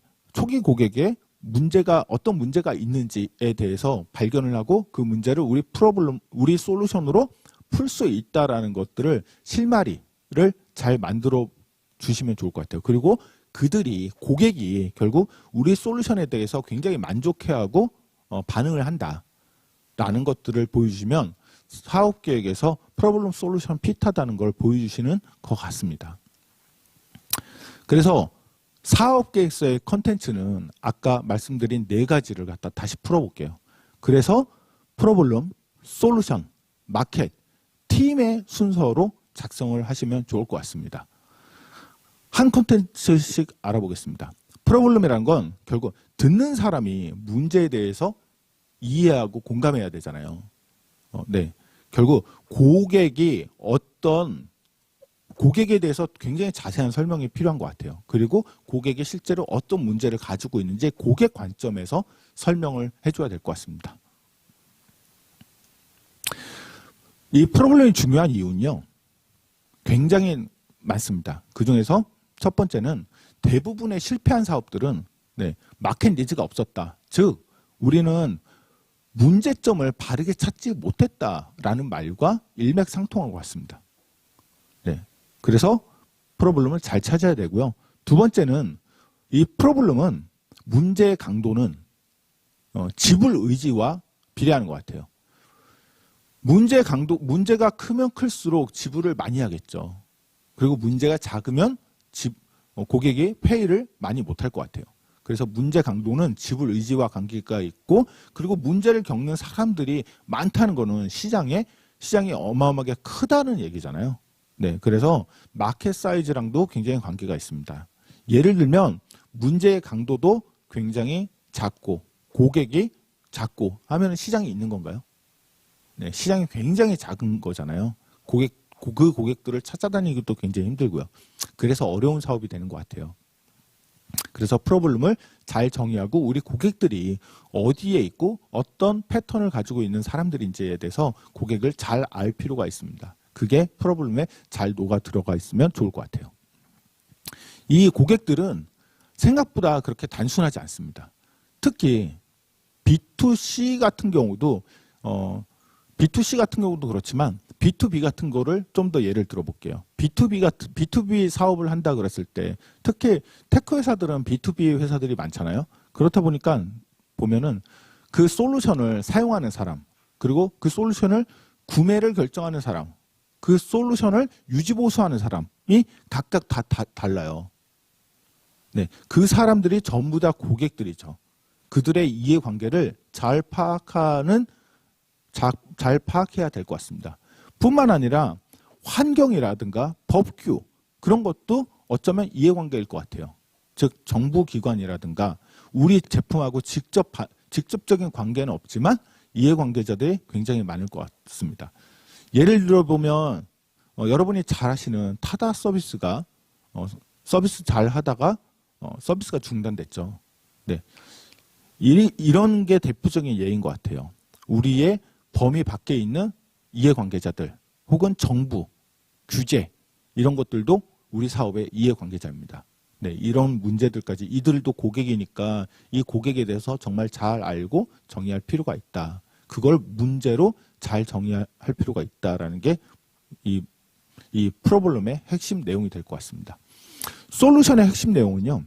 여러분이 MVP, 즉 우리의 솔루션으로서 고객의 반응이 어떤지, 고객이 정말 그들이 가진 문제를 다 풀 수 있다고 생각하는지에 대해서 보여주는 컨텐츠인 것 같아요.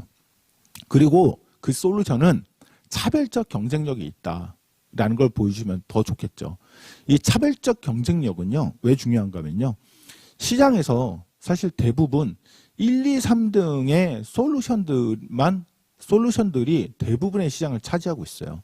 즉, 차별적 경쟁력이 없고 고만고만한 것 같은 경우는 1, 2, 3등의 솔루션을 회사가 될 수 없겠죠. 그렇다 보니까 차별적 경쟁력도 굉장히 중요한 컨텐츠인 것 같습니다. 아까 말씀드린 드롭박스 같은 게 대표적인 고객의 피드백을 갖다 잘 보여주는 사례인 것 같아요. 네, 이렇게 프로블럼 솔루션 피트를 하든지 아니면 프로덕트 마켓 핏을 했을 때 이런 설득력이 생겼을 때 굉장히 많은 사람들이 호응을 한다. 그리고 반응을 보인다라는 게 그 증거가 될 것 같습니다. 즉 투자도 잘 받을 수 있을 거고요. 그리고 협력기관, 그리고 지원기관, 그다음에 그런데 뿐만 아니라 언론이라든가 홍보, 그리고 직원들도 혁신적인 서비스를 하는 회사 같으면 많은 훌륭한 직원들을 갖다가 채용하는 데 도움이 되겠죠. 네. 또 마켓에 대해서 설명드리면요. 마켓에선 시장 진입에 대한 증거와 스케일업 가능성을 보여주는 장표 같아요. 첫 번째 두 가지 말씀드렸는데요. 시장 진입을 이 솔루션으로 할 수 있다. 그리고 스케일업 할 수 있다라는 가능성을 보여주시면 좋을 것 같아요. 초기 고객이 즉 MVP에 돈을 지불할 의지가 있는지 아니면 지불했는지 그런 것들이 증거로 있으면 좋을 것 같고요. 두 번째는 초기 고객이 얼마나 큰 시장을 가지고 있는지를 보여주면 좋을 것 같습니다. 그리고 어떻게 전략적으로 접근해서 초기 고객에게 그 솔루션을 공급할 수 있는지, 그리고 스케일업 전략은 어떻게 가져갈 건지에 대해서 설명하시면 마켓에 대한 얘기를 다 하시는 것 같아요. 초기 고객은 이렇게 시장 규모를 얘기할 때 과거에는 시장 조사로 된 자료들이 많이 있었어요. 하지만 어쩌면 시장 조사가 있는 솔루션이다라고 하면 어쩌면 스타트업에 안 맞을 수도 있습니다. 네, 역설적으로 생각해 볼까요? 우리 제품에 대해서 정확한 시장 규모가 추정이 돼 있다. 그럴 경우 그 말은 즉 이미 경쟁력이 있는 큰 회사들이 이 분야에서 사업을 하고 있다는 얘기잖아요. 네, 그랬을 때 과연 스타트업이 진입할 수 있는 경쟁력이 있을까요? 네, 없을 수도 있습니다. 정확하게. 그래서 이런 표를 써요. 탐,쌈,쏨이라고 하는데요. 쏨에 집중해보자. 즉 바텀업으로 시장을 추정을 하는 겁니다. 네, 그래서 그 쏨의 고객들은 어떤 고객들인지에 대해서 정말 잘 알아야 되고요. 그들에게 우리 솔루션을 딜리버리하기 위해선 어떤 채널을 집중 공략하는 게 좋을지에 대해서 우리는 잘 알고 있는지에 대해서 사업 계획에 반영을 하시면 좋을 것 같아요. 여러분, 봉오동 전투 보셨습니까? 네, 저는 봉오동 전투의 이 의병들이 어쩌면 스타트업하고 굉장히 유사한 것 같아요. 네, 봉오동 전투의 의병들이 일본군하고 싸울 때 어떻게 싸웠죠? 네, 아마 이 의병들은요, 주경, 야, 군 하면서 낮에는 농사를 짓고 밤에는 군사 훈련을 하면서 그리고 무기도 별로 없고 체계적인 훈련도 별로 받지 못하고 숫자도 굉장히 적은 의병들이었어요. 일본군들은 상대적으로 군사도 사람도 굉장히 많고 군인들도 굉장히 많고 무기도 나름대로 상대적으로 첨단 무기인데다가 훈련도 굉장히 잘 받은 그런 군인들이었죠. 그들과 어떻게 싸워서 이겼을까요? 아시죠? 네. 이 봉오동 전투에서 의병들이 가장 잘 아는 지역 그리고 싸워서 이길 수 있는 지역으로 이 일본군들을 유인을 해서 그쪽으로 데려와서 이겼잖아요. 만약에 그냥 전략 없이 싸웠다고 했을 때 승산이 있었을까요? 네, 이런 것들이 전략인 것 같아요. 스타트업도 시장에 진입할 때 아무래도 리소스도 작고 몸집이 작은 회사다 보니까 처음 초기 고객, 처음 쏨을 타겟으로 시장 진입할 때 굉장히 어려운 부분이 많은 것 같아요. 현실적으로. 그래서 전략이 반드시 필요하다. 그게 중요한 내용일 것 같습니다. 그리고 그 이후에 쌈이나 탐 같은 거는 시장의 스케일업의 시장 규모를 보여주시는 것 같아요. 네, 중장적인 미래죠. 네, 일단 쏨 시장 초기 진입 시장을 갖다가 확보를 하고 났을 때 어떻게 더 확장하고 성장할 건지에 대한 부분을 보여주시면 될 것 같고요. 이 부분은 사실 논리적으로 리저너블하고 시장 크기가 충분히 크다면 어떠한 문제도 없는 부분일 것 같습니다. 초기 스타트업일 경우에요. 네. 가장 중요한 장표인데 사업은 결국 누가 이 사업을 실행하느냐에 대한 문제잖아요. 네. 아무리 앞에 내용이 좋아도 결국 이 실행하는 팀이 어떤 사람이냐에 따라서 사업의 성패가 달려있는 굉장히 중요한 장표인 것 같아요. 네. 팀에다가 반드시 넣어야 될 콘텐츠는 이 해당하는 사업 분야가 우리가 가장 적임자다. 그리고 우리는 지금 규모에 머물러 있지 않고 훨씬 더 큰 회사로 성장시키고 그런 회사를 경영할 수 있는 잠재력이 있다라는 걸 보여주시면 좋을 것 같습니다. 어려운 얘기죠. 네, 미래에 대한 얘기니까요. 그렇지만 투자자들은 이런 것들을 살펴보려고 노력을 합니다. 네. 초기 팀 어떤 구성이 제일 좋을까요? 여러분 스타크래프트라는 게임 아십니까? 네, 모르셔도 상관없을 것 같아요. 네, 보면 1번 팀이 있고 2번 팀이 있고 3번 팀이 있어요. 1번 팀은 단일 유닛으로 이루어진 팀. 2번 팀은 굉장히 복합적인 유닛과 조금 고급스러운 유닛들도 있죠. 네, 그래서 고급 유닛들로까지 포함된 팀. 3번은 되게 단순하지만 두 가지 유닛으로 구성된 팀이에요. 자, 어떤 팀이 제일 싸움을 이길까요?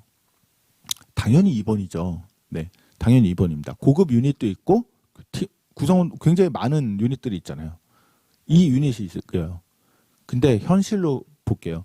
현실에선 사실은 이런 팀을 구성하는 스타트업은 굉장히 극히 소수입니다. 그러면 대부분 1번 아니면 2번, 3번인데요. 어떤 팀으로 구성하는 게 이기죠? 네, 3번이죠. 이건 누구나 다 압니다. 왜 그럴까요? 서로의 단점과 장점을 보완해 줄 수 있는 구성이기 때문에 그래요. 근데 현실 세계로 왔을 때 특히나 업무적으로 봤을 때는 팀을 구성하고 우리 주변을 볼까요? 우리랑 친한 사람들, 우리랑 같이 관계가 있는 사람들을 볼까요? 대부분 다 저희랑 비슷한 사람들이죠. 저희랑 다른 사람이랑 저희가 잘 호흡하기가 굉장히 어려워요. 네, 엔지니어는 엔지니어들끼리 혹은 엔지니어가 아니더라도 성향 자체가 비슷한 사람들끼리 구성이 돼 있어요. 특히 초기 팀을 구성할 때 이렇게 이질적인 팀을 구성한다는 건 사실은 생각보다 굉장히 어렵습니다. 네. 그리고 더 큰 팀이 되기 위해선 더 이질적이고 더 다른 사람들이 모여 있어야 더 큰 팀이 되고 전투력이 생겨요. 그래서 팀 구성할 때 1번 유닛으로 구성을 하게 되면 어느 순간 항상 문제가 생긴다. 팀이라는 걸 염두하시고 되게 역할이 다르고 우리랑 다른 사람들로 구성된 팀이 좋은 팀이라는 걸 생각하시고 이 대표님, 창업자께서는 이런 팀으로 구성하려는 노력을 하면 더 좋을 것 같아요. 그래서 창업팀에선 시장 전문가도 있어야 되고요. 기술 전문가도 있어야 됩니다. 이렇게 두 가지 유닛들이 당연히 있어야 될 것 같고요. 펑션들이. 그리고 굉장히 열정적인 사람들로 구성이 되어 있으면 좋을 것 같아요. 그리고 핵심이 이경력이 우리 사업과 굉장히 유관한 사람들로 구성이 되어 있으면 더 좋겠죠. 네, 이렇게 창업팀을 구성하면 좋을 것 같습니다. 제가 그리고 장표에는 없지만 또 한 가지 얘기 드리면 결국 스타트업은 기승전 창업팀과 회사의 구조입니다.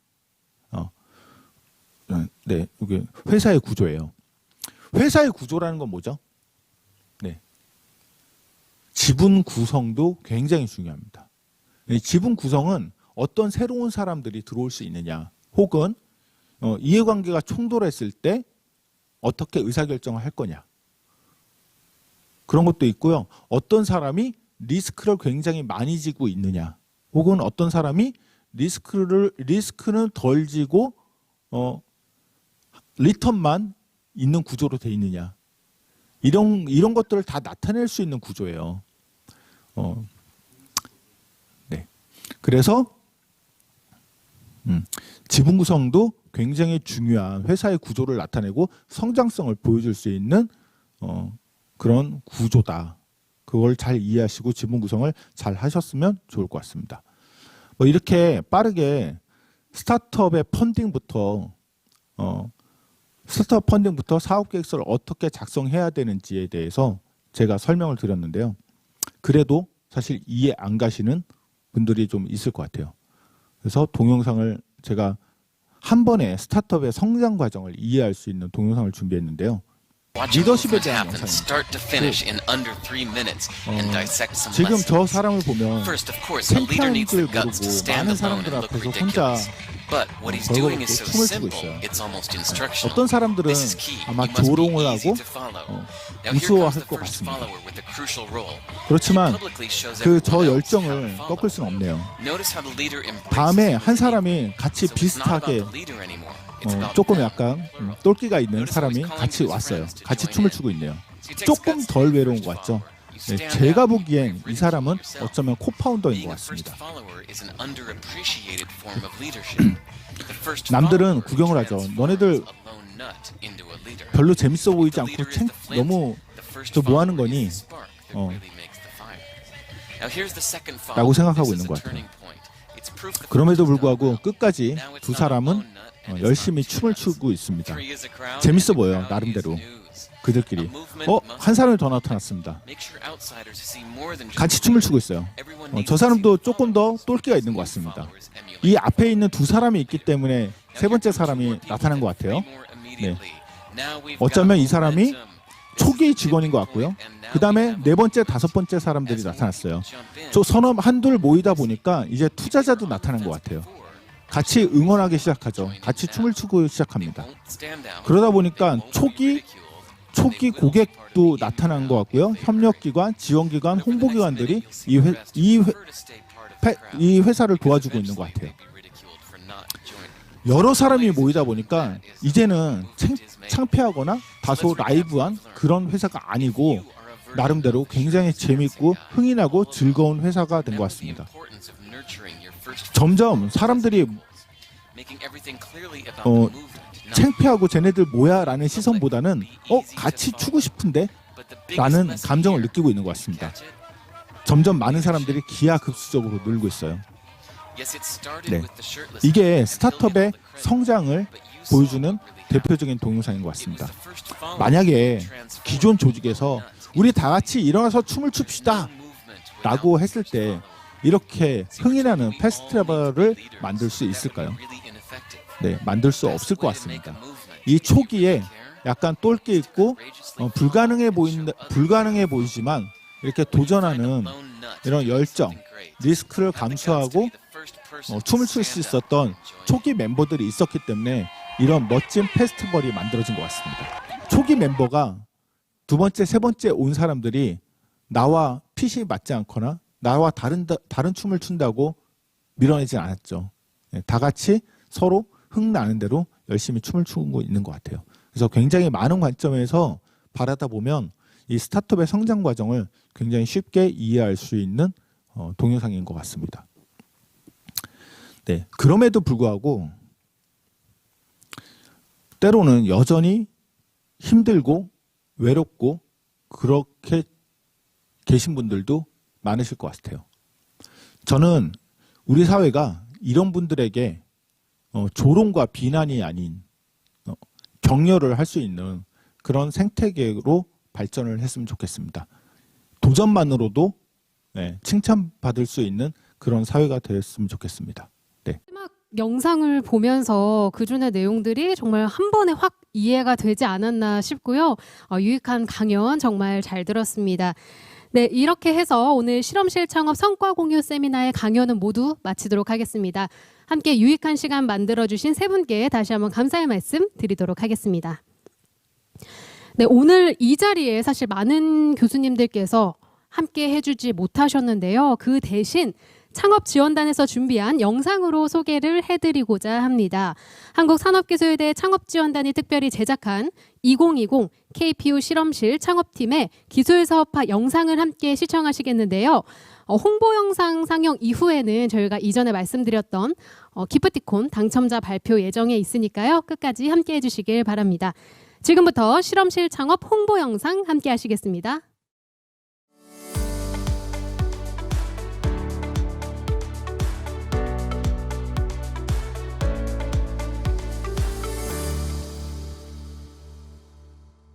지금 현재 창업한 아이템은 진공 건조 시스템이라고 해서 일반적으로 외부에서 들어온 다양한 균이라든지 곰팡이라든지 그런 것들이 있어서 외부를 차단시키는 그런 시스템을 가지고 농수산물들 같은 것들을 갖다 건조시키고 있습니다. 가면 갈수록 환경에 관련된 중요성이 강조되고 있는 사회가 되고 또한 환경적으로 좀 도움이 될 수 있는 그런 기술들을 개발을 해야 되겠다 그래가지고 이 기술을 개발을 하게 되었고요. 자연 상태에서 건조시키게 되면 악취라든지 폐수라든지 그런 것들이 많이 있는데 이걸 시스템화 시켜서 규정적으로 하게 되면 그 같은 악취도 외부로 나가는 것 갖다 차단시킬 수 있고 발생되는 폐수도 다 처리를 해서 이제 내보낼 수 있기 때문에 우리 주위에 이제 환경적으로도 좋은 그런 기술입니다. 지구가 온난화되고 있기 때문에 건조된 식품을 갖다가 만드는데 많은 어려움이 있다고 알고 있습니다. 그래서 그 같은 다양한 식품에 특히 농산물에 적용할 수 있기 때문에 국내 많은 제품들이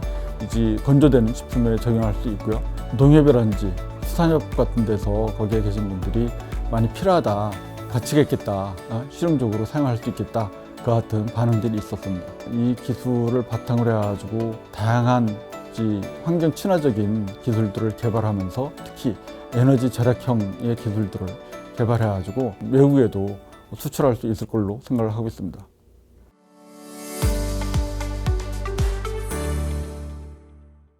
저희가 개발한 기술은 고품질 질화 알루미늄 단결정 반도체 웨이퍼 제조 기술입니다. 첫 번째는 현재 코로나 바이러스나 독감 바이러스와 같은 이런 바이러스의 살균 및 정화용 단파장 자외선 광반도체의 핵심 기술로 이용될 수가 있고요. 두 번째는 5G나 포스트 5G의 통신용 반도체 소자의 핵심 기술로 응용이 될 예정으로 있습니다. 예를 들면 버스나 택시나 지하철 같은 데 저희가 개발한 반도체, 자외선 반도체 광원을 이러한 전등처럼 설치를 하면 그 안에서 바이러스를 다 제거할 수 있는 그러한 기술이라고 할 수 있습니다.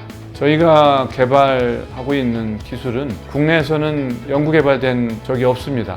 저희가 최초로 연구를 시작해서 주도적으로 현재까지 연구를 하고 있는 상황이고요. 반도체 소자의 응용에 대한 부분을 추가적으로 앞으로 더 연구 개발을 진행을 해서 그런 부분에 대한 어떤 검증을 적극적으로 하게 되면 아마도 관련된 대기업들이 많은 관심을 가질 것으로 기대하고 있습니다. 사실 과거에 특히 우리나라의 연구라는 것이 연구를 위한 연구로 그치고 끝나는 경우가 많았습니다. 이제는 대학에서 많은 시간과 비용과 에너지를 들여서 한 연구가 사장되지 않고 또 사회 경제적으로 부가가치를 창출할 수 있는 때라고 생각을 합니다.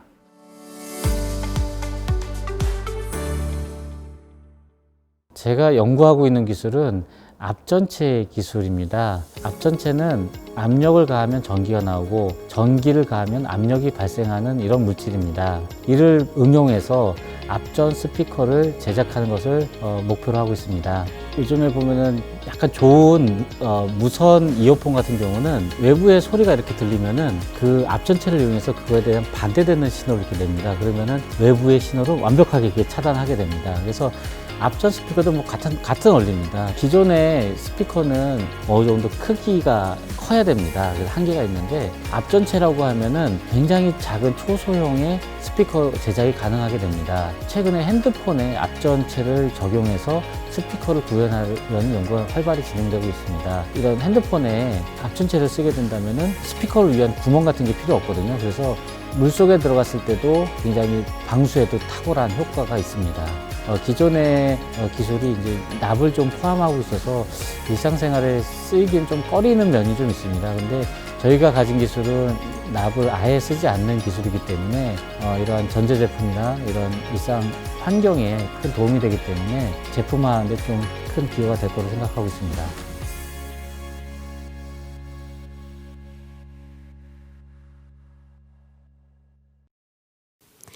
네, 홍보 영상 잘 봤습니다.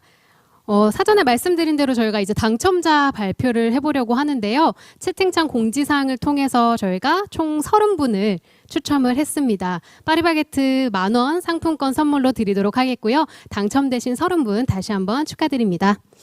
네, 오늘의 실험실 창업 성과 공유 세미나가 많은 교수님들 그리고 많은 연구원님들께 동기부여와 좋은 지침이 되셨기를 바라겠습니다. 온라인으로 이렇게 여러분을 뵙게 돼서 너무너무 아쉽지만 그래도 끝까지 자리를 함께 해주신 많은 분들께 다시 한번 감사의 말씀 전해드립니다. 저희는 내년에 더욱 깊이 있고 좋은 내용으로 찾아뵙겠고요. 올해 남은 시간 얼마 남지 않았죠. 남은 시간까지 건강하고 행복한 한 해로 마무리가 되시기를 바라겠습니다. 함께 해주셔서 감사합니다. 저는 지금까지 한지영이었습니다.